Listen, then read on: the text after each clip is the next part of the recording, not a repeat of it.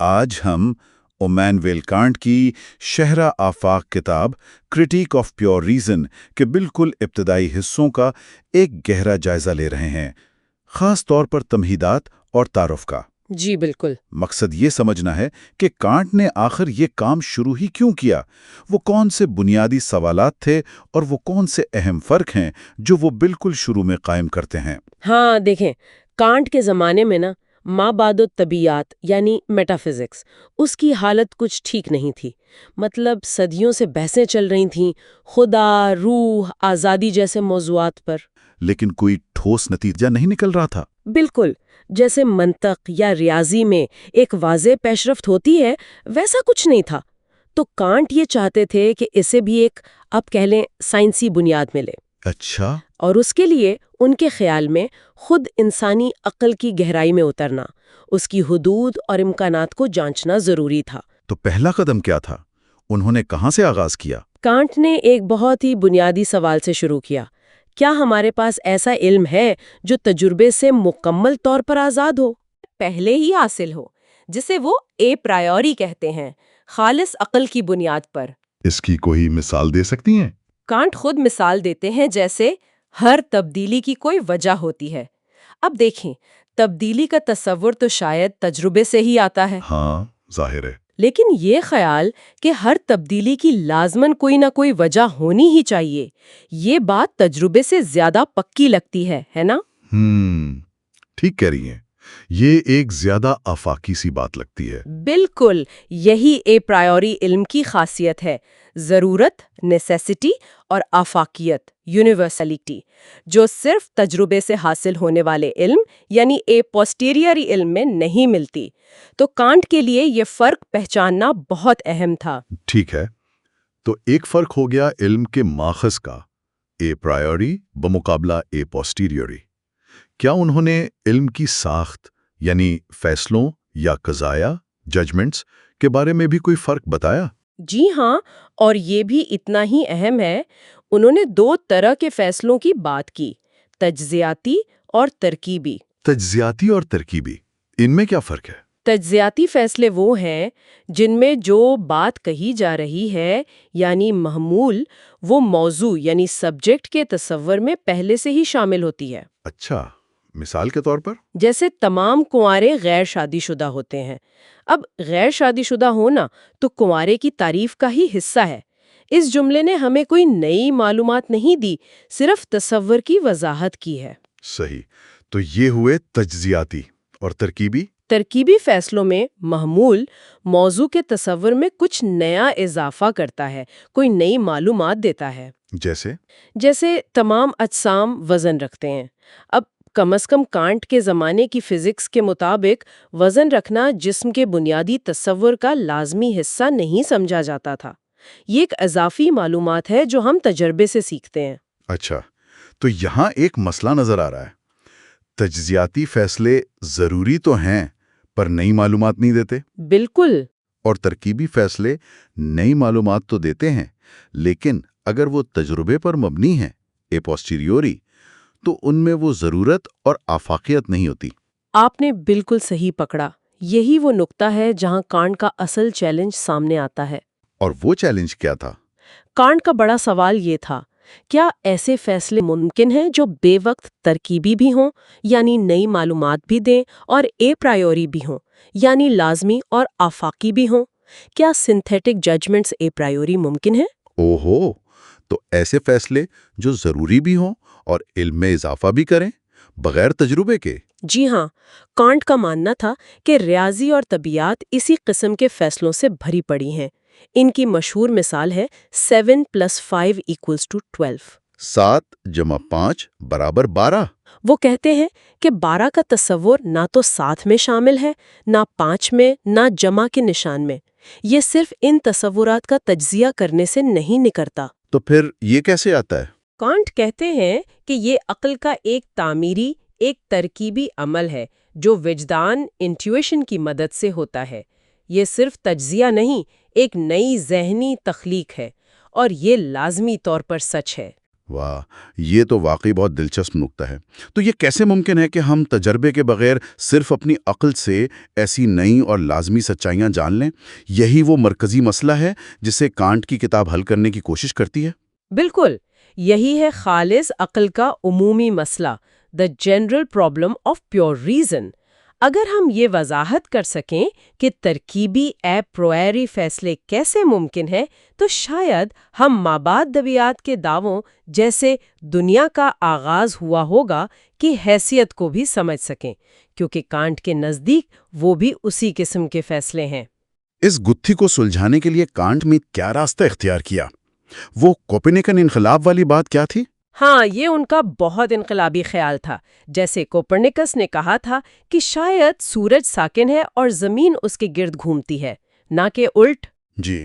اسی طرح کانٹ نے سوچا، اب تک ہم یہ مانتے آئے ہیں کہ ہمارا علم اشیاء کے مطابق ڈھلتا ہے۔ کیا ہو اگر معاملہ برعکس ہو؟ کیا ہو اگر اشیاء ہمارے ذہن کی ساخت کے مطابق ہو؟ ایک منٹ، مطلب ہمارا ذہن حقیقت کو صرف وصول نہیں کرتا بلکہ اسے ایک خاص شکل دیتا ہے؟ بالکل، یہی کلیدی نکتہ ہے۔ کانٹ کا کہنا تھا کہ ہم چیزوں کے بارے میں اے پریوری یعنی تجربے سے پہلے صرف وہی جان سکتے ہیں جو ہمارا اپنا ذہن ان میں ڈالتا ہے۔ مثلاً وقت اور جگہ، ٹائم اینڈ اسپیس۔ کانٹ کے مطابق یہ دنیا میں موجود چیزیں نہیں ہیں بلکہ ہمارے ذہن کے بنیادی فلٹرز یا دیکھنے کے انداز ہیں جن کے بغیر ہم کسی چیز کا تجربہ کر ہی نہیں سکتے۔ اچھا۔ اور چونکہ ریاضی انہی زمان و مکان کی ساختوں پر مبنی ہے، اس لیے وہ اے پریوری اور یقینی ہے۔ لیکن اس کا ایک نتیجہ یہ بھی نکلتا ہے کہ ہم چیزوں کو صرف اسی طرح جان سکتے ہیں جیسے وہ ہمارے ان ذہنی فلٹر سے گزر کر ہم پر ظاہر ہوتی ہیں، یعنی مظاہر۔ وہ چیزیں اپنی ذات میں ہمارے تجربے سے آزاد کیسی ہیں، نفس الامر میں چیزیں یا things in themselves، یہ ہم نہیں جان سکتے۔ تو یہ کتاب کرٹیک آف پیور ریزن پھر کیا ہے؟ کوئی نیا فلسفیانہ نظام؟ نہیں، کانٹ خود واضح کرتے ہیں کہ یہ کتاب کوئی نیا نظام یا عقیدہ پیش نہیں کر رہی، یہ ایک تنقید ہے، ایک امتحان ہے۔ کس چیز کا امتحان؟ خالص عقل کا اپنا امتحان، اس کی اپنی حدود، اس کی اپنی صلاحیتیں۔ اس کا مقصد ایک طرح سے زمین صاف کرنا ہے، پرانی غلط فہمیوں کو دور کرنا، تاکہ مستقبل میں اگر کوئی مابعد طبیعت بنانی ہو تو وہ ٹھوس بنیادوں پر قائم ہو۔ تو یہ ایک تیاری ہے ایک طرح سے؟ جی، ایک پروپیڈیوٹک یعنی تمہیدی یا ابتدائی کام، اور یہ خاص طور پر ماورائی یعنی ٹرانسینڈنٹل علم پر توجہ دیتی ہے، یعنی اس بات پر کہ ہم اشیاء کو اے پرائیوری جاننے کے قابل کیسے ہیں۔ چلیں تو اگر ہم اس ساری تمہیدی گفتگو کا خلاصہ کریں، کانٹ نے شروع میں علم اور فیصلوں کی اقسام میں اہم فرق واضح کیے۔ جی، اے پرائیوری، اے پوسٹیریوری اور اینالیٹک و سنتھیٹک، تاکہ وہ اپنا مرکزی سوال سامنے لا سکیں، ترکیبی اے پرائیوری علم کیسے ممکن ہے؟ بالکل۔ اور پھر اس کا جواب دینے کے لیے ایک انقلابی طریقہ تجویز کیا، جس میں زور اشیاء پر نہیں بلکہ ہمارے اپنے ذہن کے کردار پر ہے۔ صحیح کہا۔ اور یہاں ایک آخری شاید تھوڑی پریشان کن سوچ چھوڑ جاتے ہیں سامعین کے لیے۔ جی ضرور۔ اگر کانٹ کی بات درست ہے اور ہمارا یقینی علم صرف ان مظاہر تک ہی محدود ہے جنہیں ہمارے ذہن نے خود ترتیب دیا ہے، جی، تو پھر اس اصل حقیقت یعنی نفس الامر میں چیزوں تک ہماری رسائی کا کیا بنا؟ کیا وہ ہمیشہ ہماری سمجھ سے باہر رہیں گی؟ عقل کی یہ جو زبردست طاقت ہے چیزوں کو سمجھنے کی، اور ساتھ ہی اس کی یہ جو ناگزیر حدود ہیں، یہ کشمکش کانٹ کے پورے فلسفے میں محسوس ہوتی رہتی ہے۔ آج ہم ایمانوئل کانٹ کی مشہور زمانہ کتاب عقل محض کی تنقید کے ایک بہت ہی اہم حصے کو سمجھنے کی کوشش کر رہے ہیں، خاص طور پر باب دوم، جسے تجزیہ اصول یعنی اینالیٹک آف پرنسپلز کہا جاتا ہے۔ تو بنیادی سوال یہ بنتا ہے کہ آخر ہمارا ذہن باہر کی دنیا سے جو معلومات آتی ہیں انہیں ایک منظم اور ایک بامانی تجربے میں کیسے بدلتا ہے؟ جی بالکل، اور کانٹ کا جواب بڑا دلچسپ ہے۔ وہ کہتے ہیں کہ یہ کچھ بنیادی اصولوں کے ذریعے ہوتا ہے، اور یہ اصول کہیں باہر سے نہیں آتے، یہ خود ہماری فہم یعنی انڈرسٹینڈنگ کا حصہ ہیں۔ وہ انہیں نام دیتے ہیں خالص فہم کے ترکیبی اصول، یعنی synthetical principles of the pure understanding. یہ وہ قوانین ہیں جو آپ کہہ لیں تجربے کو ممکن بناتے ہیں اور اس کی ساخت بھی طے کرتے ہیں۔ یہ اصول بتاتے ہیں کہ ہمارے جو بنیادی تصورات ہیں، کیٹیگریز جنہیں وہ کہتے ہیں، وہ حسی ادراک پر یعنی ایمپیریکل انٹویشن پر کیسے لاگو ہوتے ہیں۔ اچھا، کانٹ نے ان اصولوں کو، میں نے پڑھا تھا، 4 بڑے گروہوں میں تقسیم کیا ہے۔ مقدار، کیفیت، نسبت اور جہت کے حساب سے۔ جی ہاں، بالکل۔ تو پہلا گروہ ہے ادراک کے بدیہی اصول، یعنی ایگزیمز آف انٹیوشن۔ اس کا کیا مطلب ہے؟ یہ نام تھوڑا سا مشکل لگتا ہے۔ دراصل یہ اتنا مشکل نہیں بلکہ بہت دلچسپ ہے۔ کانٹ کا کہنا ہے کہ ہمارا ہر حسی ادراک، جیسے مکان میں کسی چیز کو دیکھنا، ایک وسیع مقدار رکھتا ہے، ایکسٹینسو میگنیٹیوڈ جسے وہ کہتے ہیں۔ یعنی اس کا مطلب یہ ہے کہ ہم کسی چیز کو، مثال کے طور پر ایک لکیر کو، جب سمجھتے ہیں تو پہلے اس کے حصوں کو ایک تسلسل میں جوڑتے ہیں، تبھی وہ مکمل لکیر سمجھ آتی ہے۔ اوہ اچھا، یعنی یہ نہیں کہ بس لکیر نظر آ گئی۔ جی نہیں، ہمارا ذہن گویا فعال طور پر تجربے کی اس جگہ کو، اس وسعت کو تعمیر کرتا ہے۔ یہ صرف ایک غیر فعال وصولی یعنی پیسو ریسیپشن نہیں ہے۔ سمجھ گئی۔ تو تجربے کی جو بنیادی ساخت ہے وہ بھی ہمارے ذہن کی ہی کارگزاری ہے۔ لیکن اچھا، تجربے میں تو صرف مقدار نہیں ہوتی، چیزوں کی شدت بھی ہوتی ہے، کوالٹی بھی ہوتی ہے۔ کیا کانٹ اس بارے میں بھی کچھ کہتے ہیں، جیسے روشنی کم ہے یا زیادہ؟ یقیناً، بالکل۔ یہی تو ان کے دوسرے اصول کا موضوع ہے، جسے وہ تصورات کے استفسار یا اینٹیسپیشنز آف پرسیپشن کہتے ہیں۔ یہ کیفیت یعنی کوالٹی سے متعلق ہے۔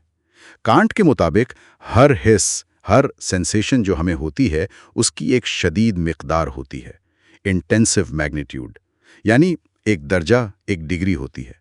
جیسے آپ نے خود ہی مثال دی، روشنی صرف موجود یا غیر موجود نہیں ہوتی، بلکہ اس کی ایک خاص شدت ہوتی ہے۔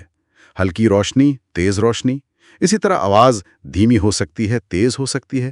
تو ہر حقیقت، کانٹ کہتے ہیں، صفر سے بتدریج بڑھتی ہے۔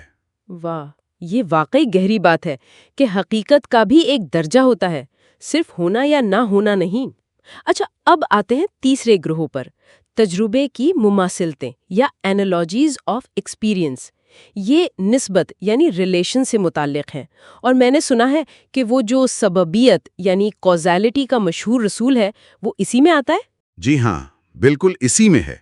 یہ مماثلتیں بنیادی طور پر وقت میں جو مظاہر ہوتے ہیں، فینومینا، ان کے آپس کے تعلقات کو منظم کرتی ہیں۔ پہلی مماثلت ہے جوہر کے بقا کی، یعنی پرماننس آف سبسٹنس۔ اس کا مطلب ہے کہ وقت گزرنے کے باوجود تجربے میں کچھ نہ کچھ مستقل رہتا ہے، جس کے پس منظر میں تبدیلیاں ہوتی ہیں۔ دوسری، اور جو سب سے مشہور ہے، وہ سببیت کی ہے، یعنی ہر واقعہ، ہر ایونٹ لازمی طور پر کسی پچھلی حالت کے بعد ایک قانون کے تحت رونما ہوتا ہے۔ اور تیسری مماثلت ہم آہنگی یعنی کمیونٹی کی ہے، جس کا مطلب ہے کہ ایک ہی وقت میں موجود تمام اشیاء ایک دوسرے پر بیک وقت اثر انداز ہو رہی ہوتی ہیں۔ لیکن یہ جو سببیت والی بات ہے، یہ تھوڑی وضاحت طلب ہے۔ کیا یہ صرف ایسا نہیں کہ ہم بس دیکھتے ہیں کہ ایک چیز کے بعد دوسری چیز ہوتی ہے؟ کانٹ کیوں اتنا زور دیتے ہیں کہ یہ ذہن کا عائد کردہ قانون ہے؟ بہت اہم سوال اٹھایا آپ نے۔ دیکھیں، کانٹ کے نزدیک اگر سببیت صرف ہمارا مشاہدہ ہوتی یا ہم نے بس چیزوں کو آگے پیچھے ہوتے دیکھا، تو تجربہ مکمل طور پر موضوعی یعنی سبجیکٹیو رہتا۔ واقعات کا صرف ایک دوسرے کے بعد آنا یہ کوئی لازمی ربط نہیں بناتا۔ موضوعی تجربے کے لیے یعنی آبجیکٹیو ایکسپیرینس کے لیے، یہ سمجھنے کے لیے کہ واقعی الف نے بے کو پیدا کیا ہے، ذہن کا یہ قانون ضروری ہے جو ان واقعات کو ایک لازمی، ایک نیسیسری تعلق کے طور پر جوڑتا ہے۔ تو یہ قانون تجربے کی شرط ہے، اس کا نتیجہ نہیں۔ سمجھا۔ اچھا، یعنی یہ اصول تجربے کو وہ معروضیت، وہ آبجیکٹیوٹی دیتے ہیں جس کی ہم بات کرتے ہیں۔ ٹھیک۔ تو آخری گروہ تجربی فکر کے مسلمات یعنی پوسٹولیٹس آف ایمپیریکل تھاٹ ہے۔ یہ کس بارے میں ہے؟ جی، یہ اصول بنیادی طور پر 3 تصورات، امکان، حقیقت اور ضرورت کو تجربے کے حوالے سے واضح کرتے ہیں۔ کانٹ کہتے ہیں کہ کوئی چیز ممکن ہے اگر وہ تجربے کی عمومی شرائط یعنی زمان و مکان اور تصورات سے مطابقت رکھتی ہو۔ وہ چیز حقیقی ہے اگر اس کا تعلق ہمارے حسی ادراک یعنی پرسیپشن سے ہو، اگر ہم اسے محسوس کر سکتے ہوں، اور وہ چیز ضروری ہے جو حقیقت سے، تجربے کی عمومی شرائط کے مطابق لازمی طور پر جڑی ہو۔ تو خلاصہ اگر کریں تو یہ اصول صرف فلسفیانہ موشگافیہ نہیں ہے، بلکہ یہ وہ بنیادی ڈھانچہ ہے، وہ فریم ورک ہے جس کے ذریعے ہمارا ذہن دنیا کو سمجھتا ہے اور اسے منظم کرتا ہے۔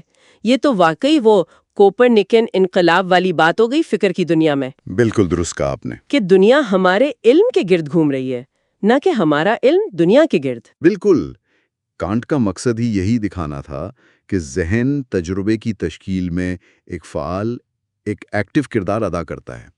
لیکن، اور یہ نقطہ بہت اہم ہے، کانٹ ساتھ ہی یہ بھی واضح کرتے ہیں کہ یہ اصول صرف اور صرف مظاہر یعنی فینومینا پر لاگو ہوتے ہیں، یعنی اس دنیا پر جسے ہم تجربے میں جانتے ہیں۔ ہم یہ کبھی نہیں جان سکتے کہ چیزیں اپنی ذات میں things in themselves کیسی ہیں، ہمارے تجربے سے ماورا ہو کر۔ اچھا، تو ہماری فہم تجربے پر قوانین نافذ کر کے ایک معروضی دنیا کو ممکن تو بناتی ہے، لیکن اس علم کی ایک حد بھی ہے۔ جی ہاں، بالکل، اور یہیں وہ ایک بنیادی سوال پیدا ہوتا ہے جو کانٹ چھوڑ جاتے ہیں۔ اگر ہمارے علم کی ساخت خود ہمارے ذہن سے آتی ہے، تو کیا ہم کبھی حقیقت کو ویسا جان سکتے ہیں جیسی وہ خود ہے، ہماری اس ذہنی اینک کے بغیر؟ کانٹ کے مطابق یہاں آ کر عقل محض کی سرحد آ جاتی ہے۔ یہ واقعی ایک سوچنے کی بات ہے کہ علم کی بنیادیں دریافت کرنا جتنا اہم ہے، شاید اتنا ہی اہم اس کی حدود کو پہچاننا بھی ہے۔ خوش آمدید۔ آج ہم ایک بہت ہی اہم فلسفی ایمانوئل کانٹ اور ان کی زبردست کتاب کریٹیک آف پیور ریزن کے ایک خاص حصے پر بات کر رہے ہیں۔ جی، ٹرانسینڈنٹل ایستھیٹک، یہ نام تھوڑا مشکل لگتا ہے، لیکن اس میں کانٹ بہت بنیادی سوالات اٹھاتے ہیں۔ ہاں، اور ہمارے ذرائع بھی اسی حصے کے اقتباسات ہیں۔ تو آج کی گفتگو کا مقصد یہ سمجھنا ہے کہ کانٹ کے مطابق ہم یہ جو اسپیس اور ٹائم ہے، یعنی زمان و مکان، اسے کیسے سمجھتے ہیں اور یہ ہماری حقیقت کو کیسے بناتے ہیں۔ بالکل، کانٹ یہاں شروع کرتے ہیں اس بات سے کہ بھئی ہمارا تجربہ شروع ہونے سے پہلے ہمارے ذہن میں کیا کچھ پہلے سے موجود ہوتا ہے۔ اچھا، یعنی تجربے سے پہلے؟ جی، اے پرائیوری جسے وہ کہتے ہیں، وہ ہماری حسیت یعنی سینسیبلٹی کے ان اصولوں کی بات کرتے ہیں جو پیدائشی طور پر یا تجربے سے پہلے ہمارے ذہن میں ہوتے ہیں۔ یہ وہ سمجھیں ایک ذہنی فریم ورک ہے جس سے ہم دنیا کو دیکھتے ہیں۔ تو یہ اے پرائیوری اصول یہ کون کون سے ہیں؟ ذرائع تو کہتے ہیں کہ 2 بہت اہم ہیں۔ جی، 2 بنیادی ہیں، مکان یعنی اسپیس اور زمان یعنی ٹائم۔ پہلے مکان کی بات کر لیتے ہیں۔ کانٹ کا جو سب سے مجھے لگتا ہے حیران کن دعویٰ ہے وہ یہی ہے کہ مکان کوئی باہر کی چیز نہیں ہے۔ یہی تو اصل بات ہے۔ کانٹ کہتے ہیں کہ مکان کوئی ایسی شے نہیں جو ہم تجربے سے سیکھتے ہیں یا جو چیزوں میں خود بخود پائی جاتی ہے۔ تو پھر کیا ہے؟ یہ ہمارے ذہن کی اپنی ساخت ہے، ایک خالص ما قبل تجربہ وجدان، یعنی پیور اے پرائیوری انٹیوشن۔ آسان لفظوں میں کہیں تو یہ ہمارے ذہن کا وہ سانچہ ہے جس میں ہم باہر کی چیزوں کو فٹ کرتے ہیں۔ یہ پہلے سے موجود ہے۔ اچھا، اسی لیے تو جیومیٹری کے جو اصول ہیں وہ اتنے پکے اور یقینی لگتے ہیں، کیونکہ وہ اسی ہمارے اندرونی ذہنی مکان کی ساخت سے نکلتے ہیں۔ ہم مکان کے بغیر باہر کی چیزوں کا تصور ہی نہیں کر سکتے۔ واہ، یعنی مکان ایک طرح سے ہمارے ذہن کے آپریٹنگ سسٹم کا حصہ ہے، باہر کی دنیا کا فیچر نہیں۔ یہ سمجھنا تو واقعی تھوڑا ذہن گھماتا ہے۔ تو پھر کانٹ جب یہ کہتے ہیں کہ مکان کی تجربی حقیقت ہے لیکن ساتھ میں ماورائی تصوریت بھی ہے، اس کا کیا مطلب ہوا؟ یہ دونوں باتیں ایک ساتھ کیسے؟ ہاں، یہ نقطہ اہم ہے۔ دیکھیں، تجربی حقیقت کا مطلب سیدھا سا ہے کہ ہماری روزمرہ کی دنیا میں ہمارے تجربے میں مکان بالکل حقیقی ہے، ساری چیزیں ہمیں مکان میں ہی نظر آتی ہیں، یہ آبجیکٹو ہے۔ ٹھیک ہے۔ لیکن ماورائے تصوریت یا ٹرانسینڈنٹل آئیڈیالٹی کا مطلب ہے کہ اگر ہم اپنی انسانی حیثیت کو، یعنی ہمارے دیکھنے کے اس خاص طریقے کو ایک لمحے کے لیے ہٹا دیں تو مکان بذات خود کچھ بھی نہیں، یہ چیزوں کی اپنی ذاتی خاصیت نہیں ہے۔ چیزوں کی اپنی ذاتی یعنی اشیاء فی نفسہا۔ بالکل، things in themselves، مکان ان کی خاصیت نہیں بلکہ ہمارے ان کو دیکھنے کی شرط ہے۔ جیسے آپ نے ہر وقت ایک خاص رنگ کا چشمہ پہنا ہو تو آپ کے لیے دنیا اسی رنگ کی حقیقی ہوگی تجربے میں، اچھا، مگر وہ رنگ دنیا کا اپنا نہیں، آپ کے چشمے کا ہے۔ صحیح، یہ مثال اچھی ہے۔ ٹھیک ہے، تو یہ تو ہوئی مکان کی بات۔ اب زمان یعنی ٹائم، کیا اس کے ساتھ بھی یہی معاملہ ہے؟ وہ تو اور بھی زیادہ بنیادی لگتا نا، اندرونی سی چیز۔ جی بالکل، کانٹ کہتے ہیں زمان بھی تجربے سے نہیں آتا، یہ بھی ایک خالص ماقبل تجربہ وجدان ہے، یہ ہماری اندرونی حس یا انر سینس کی شکل ہے۔ اندرونی حس؟ یعنی وہ طریقہ جس سے ہم خود کو، اپنے خیالات کو، اپنے احساسات کو ایک ترتیب میں محسوس کرتے ہیں، وقت کے گزرنے کا احساس۔ اچھا۔ اور اہم بات یہ ہے کہ کانٹ کہتے ہیں کہ زمان جو ہے وہ تمام مظاہر یعنی تمام تجربات، چاہے وہ باہر کی چیزوں کے ہوں یا ہمارے اندرونی خیالات کے، سب کے لیے لازمی شرط ہے۔ سب کے لیے؟ مکان تو صرف باہر کی چیزوں کے لیے تھا نا؟ ہاں، مکان بیرونی حس کی شکل تھی، لیکن زمان اندرونی حس کی، اور چونکہ باہر کی چیزوں کا تجربہ بھی آخرکار ہمارے ذہن میں ہماری اندرونی حس میں ہی رجسٹر ہوتا ہے، اس لیے وہ بھی زمان کے تابع ہوتا ہے۔ ہر خیال، ہر احساس، ہر مشاہدہ، سب وقت کے دھارے میں ہی ہوتا ہے۔ تو گویا مکان اور زمان یہ دونوں وہ بنیادی فلٹر یا آپ کہہ لیں کہ وہ اینکیں ہیں جن کے بغیر ہم حقیقت کا کوئی تجربہ کر ہی نہیں سکتے۔ اس پورے ٹرانسینڈنٹل ایستھیٹک والے حصے کا پھر لب لباب کیا ہے؟ سب سے بڑا نقطہ میرے خیال میں یہ ہے کہ ہمارا ذہن دنیا کو صرف ایک کیمرے کی طرح ریکارڈ نہیں کرتا، وہ غیر فعال نہیں ہے، بلکہ فعال ہے۔ بالکل، وہ مکان و زمان کی ان بنیادی ساختوں کے ذریعے فعال طور پر تجربے کو تشکیل دیتا ہے، سٹرکچر کرتا ہے۔ تو جو کچھ بھی ہم جانتے ہیں وہ مظاہر ہیں، فینومینا، یعنی چیزیں جیسی وہ ہمیں نظر آتی ہیں، نہ کہ وہ جیسی اصل میں ہیں، اشیاء فی نفسہ۔ جی، نہ کہ تھنگز ان دیم سیلوز۔ اور یہی سمجھنا کانٹ کے مطابق اس بات کی بنیاد بنتا ہے کہ ریاضی اور فزکس جیسے علوم کیسے ممکن ہیں جن میں ہمیں تجربے سے پہلے ہی کچھ یقینی باتیں پتہ ہوتی ہیں۔ وہ علم انہی ذہنی ساختوں پر مبنی ہے۔ یعنی کانٹ بنیادی طور پر کہہ رہے ہیں کہ ہمارا ذہن حقیقت کا ایک نقشہ بناتا ہے، لیکن یہ نقشہ صرف اسی دنیا کا ہے جو ہمارے حواس اور ذہن کی ساخت کے مطابق ہے۔ ہم اس نقشے سے باہر نہیں دیکھ سکتے کہ اصل علاقہ کیسا ہے۔ یہ تو علم کی حدود کے بارے میں بہت گہری بات ہے۔ بالکل، اس کا لازمی مطلب یہ نکلتا ہے کہ ہم جس حقیقت کو جانتے ہیں وہ کچھ حد تک ہماری اپنی ذہنی ساخت کی پیداوار ہے۔ اور یہ پھر ہمیں اس بڑے سوال پر لا کھڑا کرتا ہے کہ اگر مکان اور زمانہ ہمارے ذہن کی دی ہوئی شکلیں ہیں تو ان شکلوں سے آزاد اصل حقیقت کیسی ہوگی؟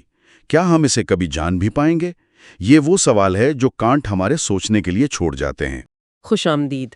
آج ہم ایمینول کانٹ کی شہر آفاق تصنیف تنقید عقل محض کے ایک بہت ہی اہم حصے پر بات کر رہے ہیں، یعنی ماورائی منطق یا ٹرانسینڈنٹل لاجک۔ مقصد یہ سمجھنا ہے کہ کانٹ کے نزدیک ہمارا ذہن تجربے سے پہلے ہی علم کو کیسے ممکن بناتا ہے، اس کی ساخت کیا ہے۔ جی بالکل، یہ بڑا بنیادی سوال ہے۔ کانٹ یہاں حسیات سے یعنی ٹرانسینڈنٹل ایستھیٹک سے آگے جاتا ہے اور فہم یعنی انڈرسٹینڈنگ کی بات کرتا ہے۔ سوال یہ نہیں کہ ہم چیزوں کو محسوس کیسے کرتے ہیں، بلکہ یہ کہ ہم انہیں سمجھتے کیسے ہیں۔ تو ماورائی منطق اسی سمجھنے کی صلاحیت کے جو قبل از تجربہ اصول ہے نا، ان کا علم ہے۔ اچھا، تو یہ عام منطق سے کیسے فرق ہوئی پھر؟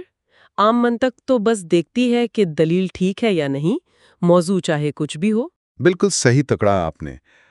عام منطق صرف سوچ کی شکل یعنی فارم کو دیکھتی ہے، اسے مواد سے، کانٹینٹ سے غرض نہیں۔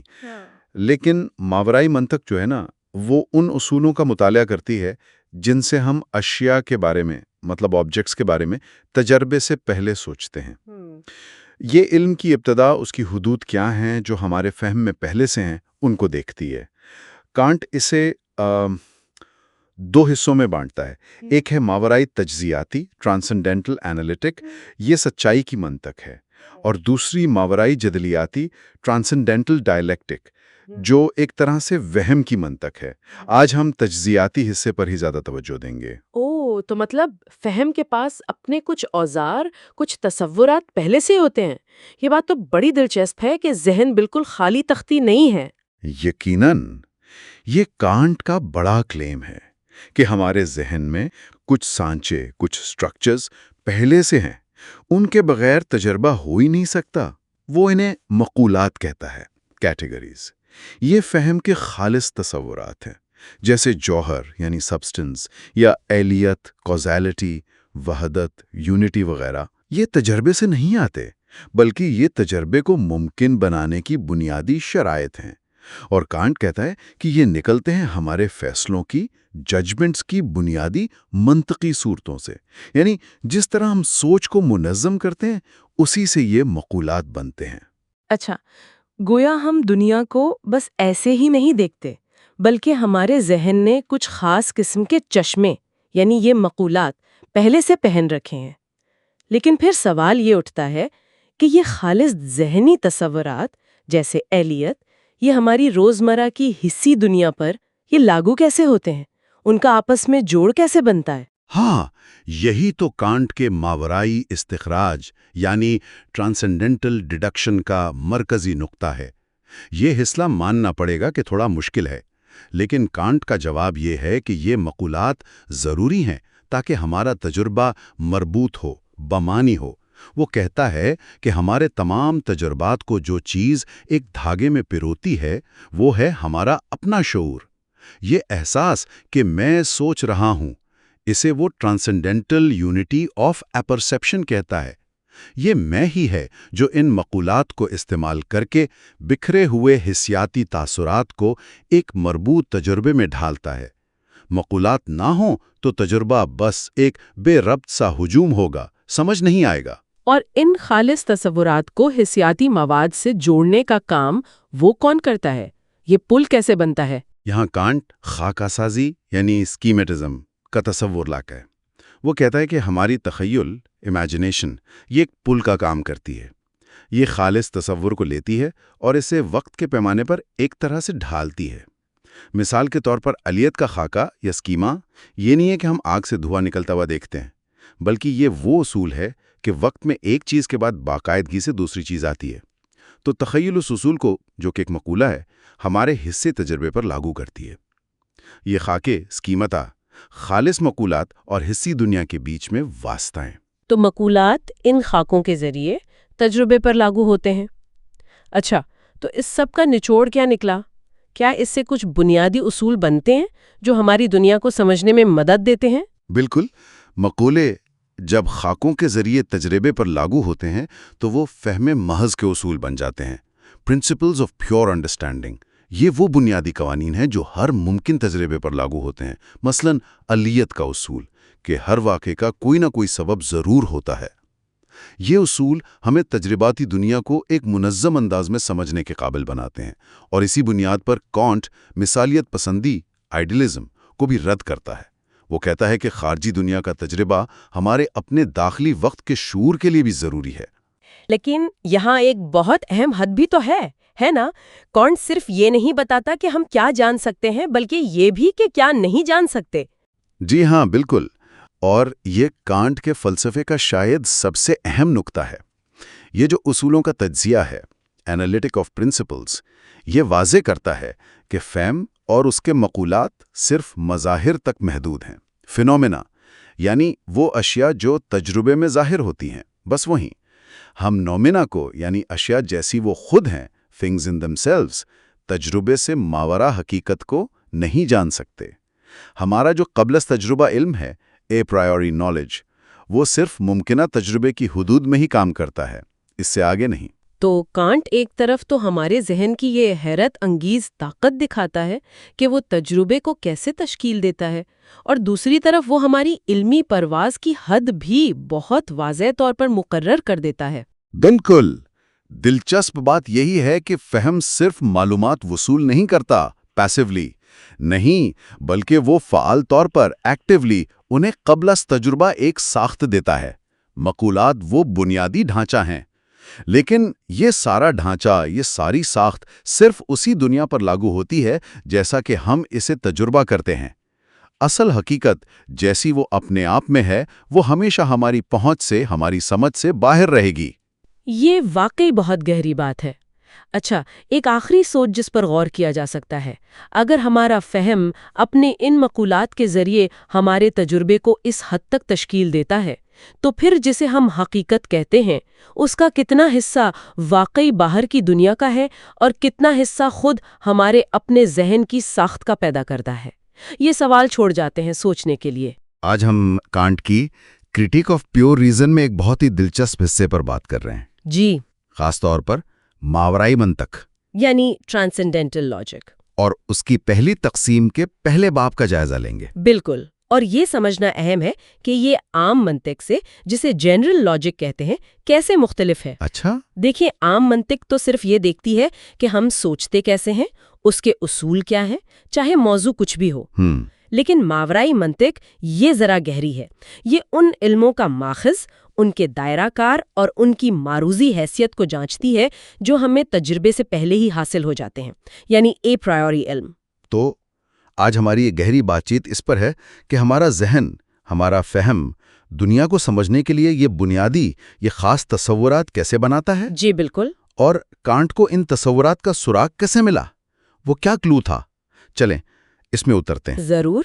تو کانٹ ماورائی منطق کو دو بڑے حصوں میں تقسیم کرتا ہے۔ جی، ایک ہے تجزیاتی یعنی اینالیٹک، جی، جو سچائی کی منطق ہے، ٹھیک، اور دوسری ہے جدلاتی یعنی ڈائلیکٹک، جو کانٹ کے مطابق منطقی وہم یا ایلیوژن کی منطق ہے۔ آج ہم تجزیاتی حصے کے پہلے باب پر بات کر رہے ہیں۔ اور اس باب کا عنوان بھی بڑا دلچسپ ہے، فہم کے تمام خالص تصورات کی دریافت کا ماورائی سراغ۔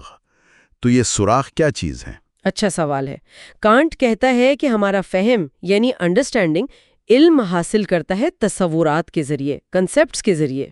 یہ علم براہ راست وجدان یا انٹیوشن جیسا نہیں، بلکہ مباحثاتی، ڈسکرسو ہے، یعنی یہ تصورات کو جوڑ توڑ کر کام کرتا ہے۔ ٹھیک ہے۔ اور یہ تصورات کانٹ کے نزدیک افعال یا فنکشنز پر مبنی ہیں۔ افعال، فنکشنز، اس سے کیا مراد ہے؟ یہاں فنکشن سے مراد ہے مختلف نمائندگیوں، مطلب مختلف خیالات یا سینسری انپٹس کو ایک مشترکہ واحد نمائندگی کے تحت لانے کا عمل، اس عمل کی وحدت۔ اچھا، یعنی معلومات کو اکٹھا کر کے ایک شکل دینا۔ بالکل، ذہن کا وہ بنیادی کام جس سے وہ بکھری ہوئی چیزوں کو جوڑ کر ایک مکمل مربوط خیال بناتا ہے۔ تو یہ افعال، یہ فنکشنز ہمیں خالص تصورات تک کیسے پہنچاتے ہیں؟ ان کا آپس میں کیا تعلق ہے؟ کانٹ کا استدلال یہ ہے کہ فہم ان افعال کو فیصلوں یعنی ججمنٹس میں استعمال کرتا ہے۔ فیصلوں میں؟ جی، دراصل کانٹ کا یہ بڑا دعویٰ ہے کہ یہ افعال صرف اور صرف فیصلہ سازی کے عمل میں ہی پوری طرح ظاہر ہوتے ہیں۔ فیصلے کرنا ہی مختلف نمائندگیوں میں وحدت لانے کا بنیادی طریقہ ہے۔ اچھا، تو جس منطقی طریقے سے جن ساختوں میں ہم فیصلے کرتے ہیں، وہی ساختیں، وہی لاجیکل فنکشنز ہمیں فہم کے خالص بنیادی تصورات کا راستہ دکھاتی ہیں، وہی سراغ ہیں۔ تو مطلب یہ ہوا کہ جس طرح ہم زبان میں جملے بناتے ہیں یا منطقی طور پر کوئی نتیجہ اخذ کرتے ہیں، اسی ساخت میں ہمارے ذہن کے بنیادی اوزار چھپے ہوئے ہیں۔ آپ نے بالکل صحیح پکڑا، یہی کانٹ کا کلیدی نقطہ ہے۔ یہ تو واقعی بہت گہری بات ہے۔ اسی لیے کانٹ پھر فیصلوں کی ایک پوری جدول پیش کرتا ہے، ٹیبل آف ججمنٹس۔ جی، میں نے اس کے بارے میں پڑھا ہے۔ اس میں وہ فیصلوں کو 4 بنیادی پہلوؤں کے تحت تقسیم کرتا ہے: مقدار، کوانٹٹی، ٹھیک ہے، کیفیت، کوالٹی، نسبت، ریلیشن، اور جہت، موڈیلٹی۔ ہر ایک کے تحت 3 قسمیں ہیں، کل 12 منطقی افعال بنتے ہیں۔ 12؟ جی، اور کانٹ کرتا ہے کہ یہی 12 منطقی افعال ہیں جو براہ راست ہمارے فہم کے بنیادی خالص تصورات کی بنیاد فراہم کرتے ہیں۔ اور یہی خالص تصورات ہیں جنہیں کانٹ کی کیٹیگریز کہا جاتا ہے؟ بالکل، فیصلوں کی انہی 12 منطقی ساختوں سے وہ 12 خالص تصورات اخذ کرتا ہے۔ ان کے لیے وہ ایک اور جدول پیش کرتا ہے، کیٹیگریز کی جدول، یعنی ٹیبل آف کیٹیگریز۔ تو یہ کیٹیگریز کیا ہیں؟ کچھ مثالیں؟ جی، مثلاً مقدار میں وحدت، یونٹی، کثرت، پلورالٹی، کلیت، ٹوٹالٹی۔ کیفیت میں حقیقت ریئلٹی، نفی نگیشن، تحدید لمیٹیشن، نسبت میں جوہر و عرض سبسٹنس اینڈ ایکسیڈنٹ، علت و معلول کاز اینڈ ایفیکٹ، اشتراک کمیونٹی، اور جہت میں امکان ممکن پاسبلٹی امپاسبلٹی، وجود عدم ایگزسٹنس نان ایگزسٹنس، ضرورت اتفاق نیسیسٹی کنٹینجنسی۔ یہ وہ بنیادی ذہنی سانچے ہیں جن کے ذریعے ہمارا فہم تجربے سے آنے والے خام مواد کو، جسے وہ مینیفولڈ آف انٹیوشن کہتا ہے، منظم کرتا ہے اور اسے قابل فہم بناتا ہے۔ یعنی ان کے بغیر ہم تجربے کو سمجھ ہی نہیں سکتے؟ کانٹ کے مطابق جی ہاں، اور یہ ارسطو کی کیٹیگری سے اس لیے مختلف اور زیادہ منظم ہے کیونکہ کانٹ نے انہیں ایک واحد اصول یعنی فیصلہ کرنے کی صلاحیت سے اخذ کیا ہے۔ اچھا، کانٹ ان بنیادی کیٹیگریز کے علاوہ کچھ ماخوذ تصورات کا بھی ذکر کرتا ہے، پریڈکیبلز؟ جی، وہ ذکر کرتا ہے کہ ان بنیادی پریمیٹیو کیٹیگریز سے کچھ اور تصورات بھی نکلتے ہیں جنہیں وہ پریڈکیبلز کہتا ہے۔ تاہم اس باب میں وہ ان کی زیادہ تفصیل میں نہیں جاتا، وہ انہیں بنیادی کیٹیگریز کا ہی ایک طرح سے لازمی نتیجہ سمجھتا ہے۔ سمجھ گیا۔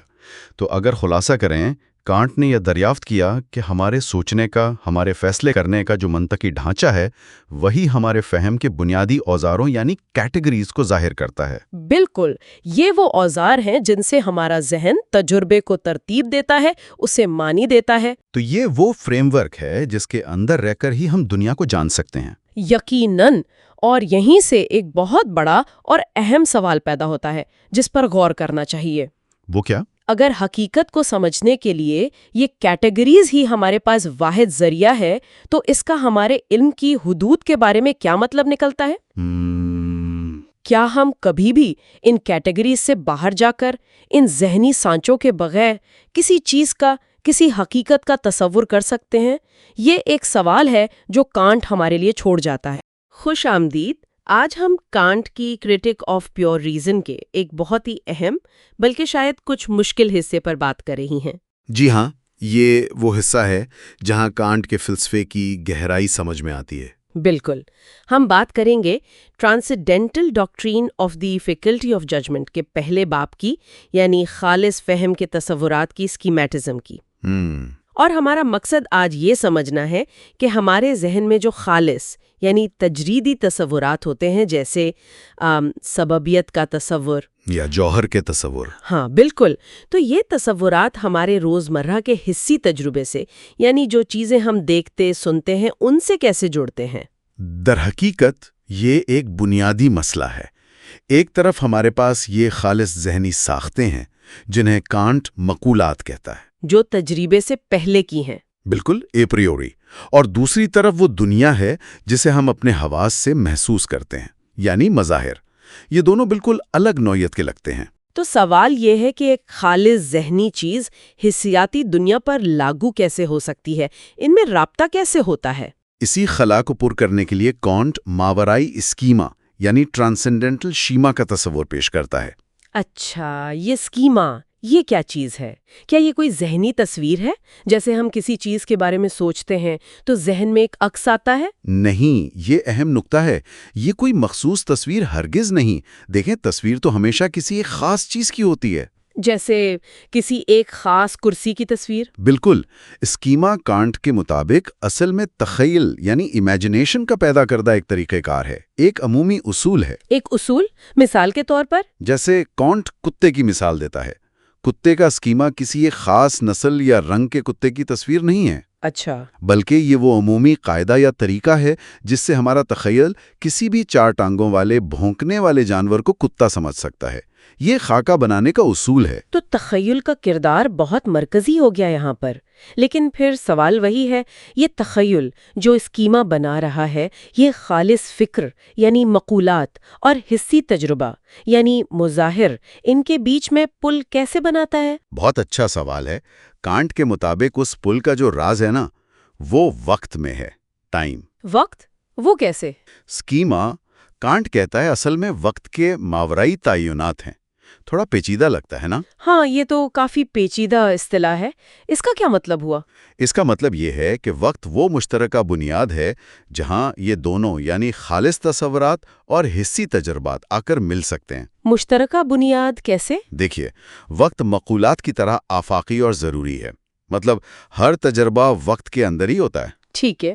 لیکن ساتھ ہی وقت ہمارے تمام حسی تجربات کی شکل بھی ہے. ہر وہ چیز جسے ہم محسوس کرتے ہیں وہ وقت کے تسلسل میں ہی ہوتی ہے. تو وقت خود خالص ہوتے ہوئے بھی ہر حسی تجربے کا لازمی حصہ ہے. اچھا، یعنی وقت ایک طرح سے دونوں طرف موجود ہے، خالص فکر کی طرف بھی اور حسی تجربے کی طرف بھی. بالکل. یوں سمجھیں کہ وقت وہ سٹیج ہے جس پر تمام حسی تجربات نمودار ہوتے ہیں.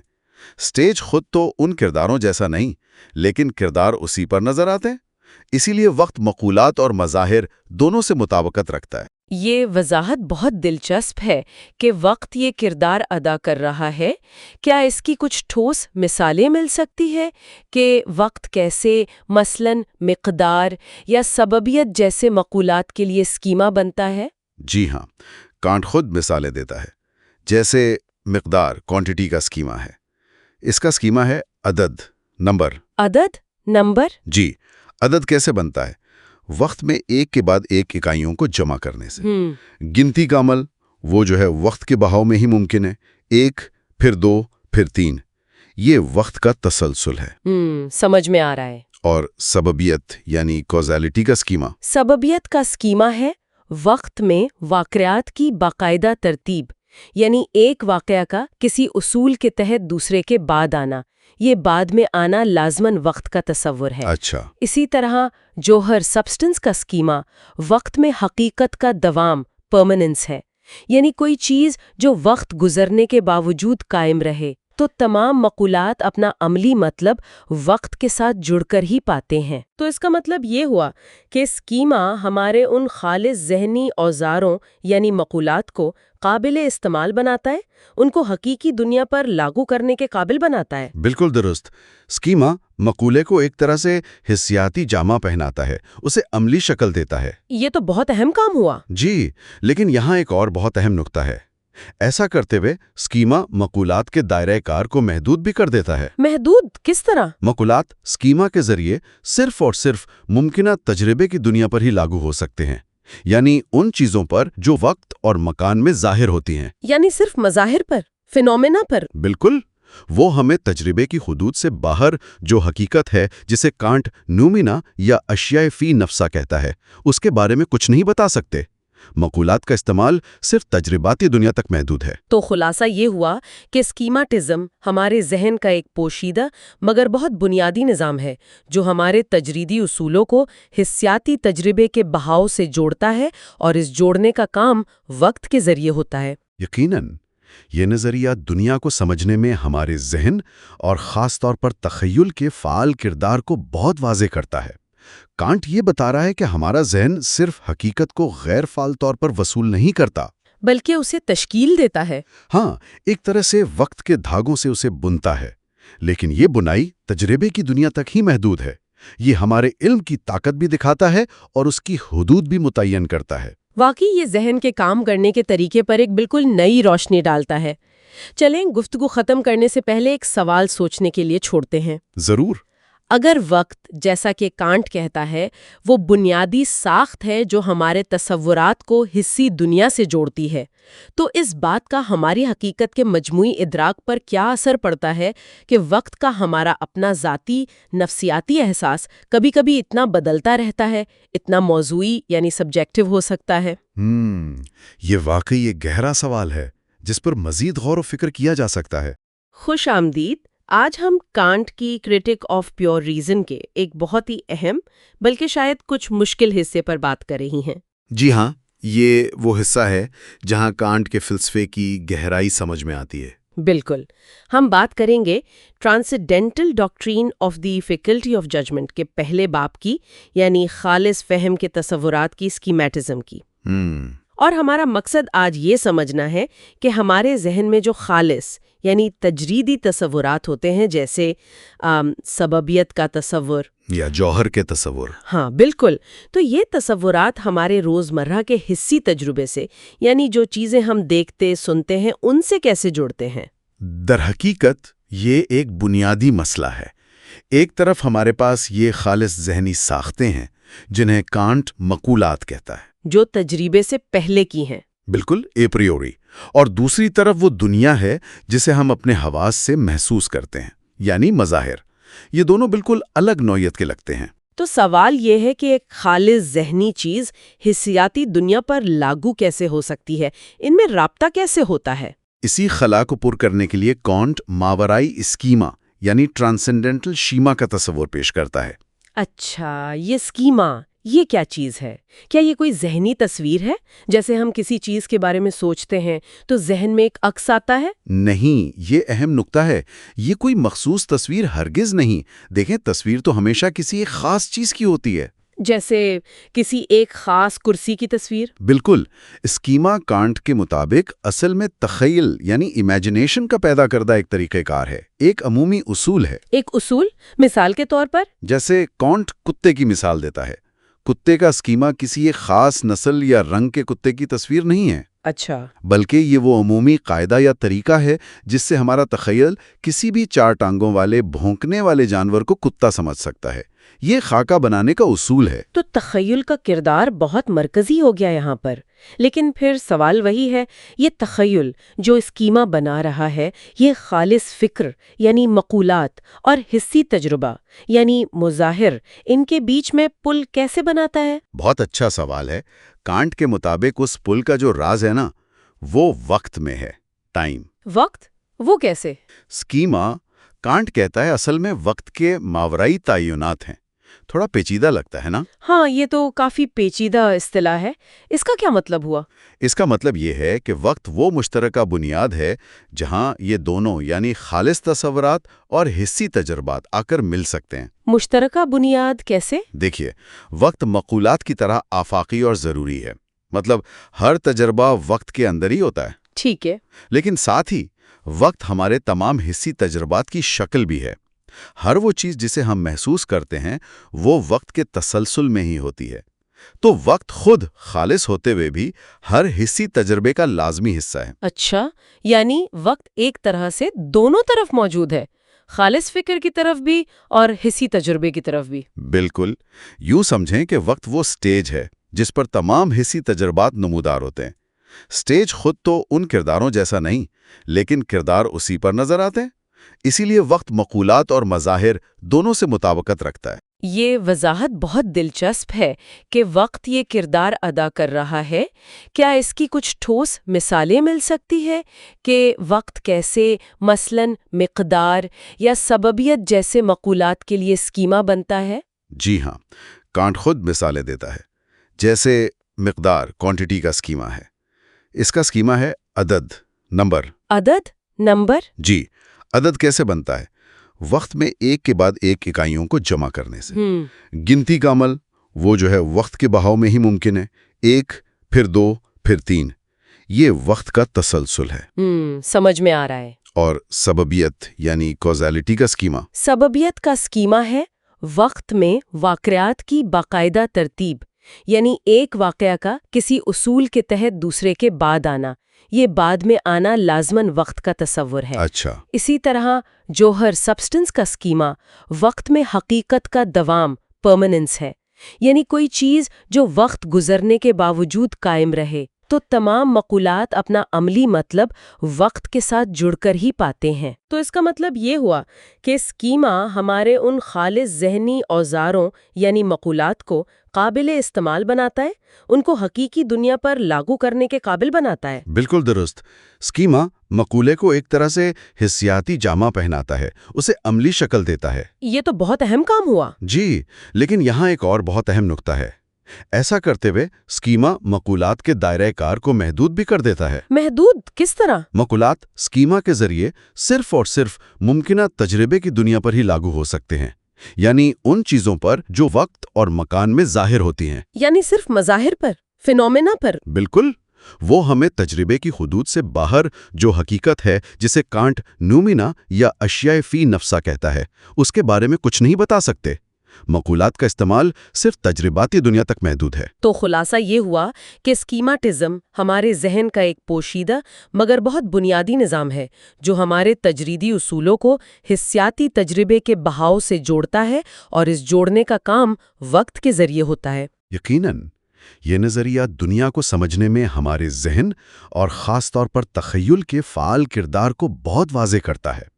کانٹ یہ بتا رہا ہے کہ ہمارا ذہن صرف حقیقت کو غیر فعال طور پر وصول نہیں کرتا، بلکہ اسے تشکیل دیتا ہے۔ ہاں، ایک طرح سے وقت کے دھاگوں سے اسے بنتا ہے، لیکن یہ بنائی تجربے کی دنیا تک ہی محدود ہے۔ یہ ہمارے علم کی طاقت بھی دکھاتا ہے اور اس کی حدود بھی متعین کرتا ہے۔ واقعی یہ ذہن کے کام کرنے کے طریقے پر ایک بالکل نئی روشنی ڈالتا ہے۔ چلیں گفتگو ختم کرنے سے پہلے ایک سوال سوچنے کے لیے چھوڑتے ہیں۔ ضرور۔ اگر وقت، جیسا کہ کانٹ کہتا ہے، وہ بنیادی ساخت ہے جو ہمارے تصورات کو حسی دنیا سے جوڑتی ہے، تو اس بات کا ہماری حقیقت کے مجموعی ادراک پر کیا اثر پڑتا ہے کہ وقت کا ہمارا اپنا ذاتی نفسیاتی احساس کبھی کبھی اتنا بدلتا رہتا ہے، اتنا موضوعی یعنی سبجیکٹیو ہو سکتا ہے؟ یہ واقعی ایک گہرا سوال ہے جس پر مزید غور و فکر کیا جا سکتا ہے۔